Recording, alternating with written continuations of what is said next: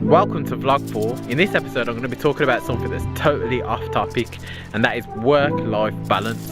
And why I want to talk on this is simply because I'm away on a break. I've got to stay consistent with these vlogs, and a unique topic that I think a lot of people seem to stray away from is finding the work-life balance. You know, a lot of entrepreneurs, they like to talk about, oh, it's all about the hustle, it's all about the grind, you got to put the work in, which I agree with, believe me, like I put work in. But the other thing that you've got to think about is family.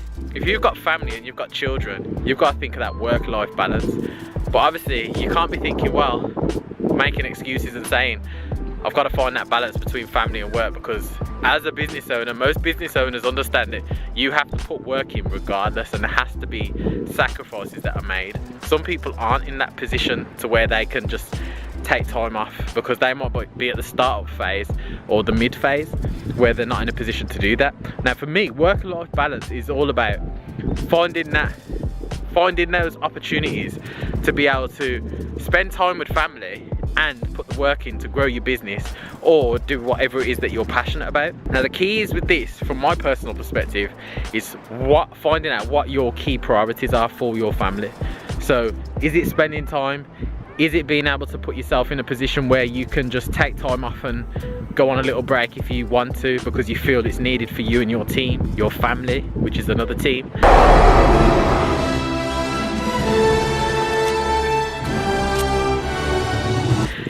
Or is it a situation where you just want to be able to financially give your family what they deserve, what you feel they deserve? One day, Simba, the sun will set on my time here and will rise with you as the new king. And this'll all be mine? Everything. Everything the light touches. It's depending on what your priorities are. But again, because if you're married, you have to work as a team and come to a compromise.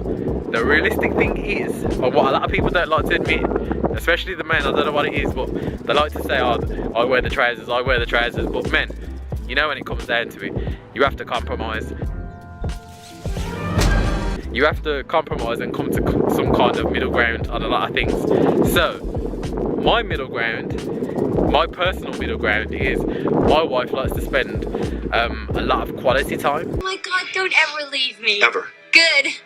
Cause I'd find you. That's one of her love languages. Now I won't get into too much on love languages, but love languages is basically the way people like to receive love.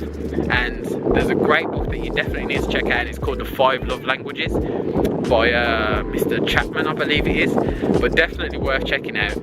But my wife's love language, one of them, the primary one, is quality time. The secondary one is gifts. Now for me, it makes sense to give a gift like at some time away and spend it with the family, because that's quality time, and also I'm giving gifts. And while we're here, I may give other types of gifts as well. One of the keys from this is I like to work. I like to put in work. I put in a lot of work. I mean, crazy hours. Sometimes I could be working till 2, 3 o'clock in the morning, depending on what project I'm working on. And that isn't because I'm overstretched. That's simply because I'm that passionate about what I do. I like it, I actually enjoy it. It doesn't feel like work. When I'm creating content for clients, I actually enjoy creating it. I get a buzz out of it, and every different project is different, and I enjoy that. So that's what I'm really passionate about.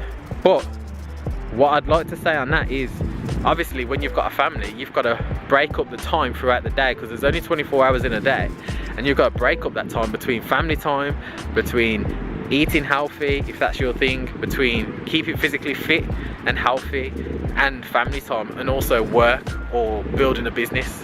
So you've got to find that balance. You've got to find what works for you, and you've also got to be willing to compromise. If you are married or if you're with a partner, you've got to be willing to compromise on what they want as well, because you got to be realistic.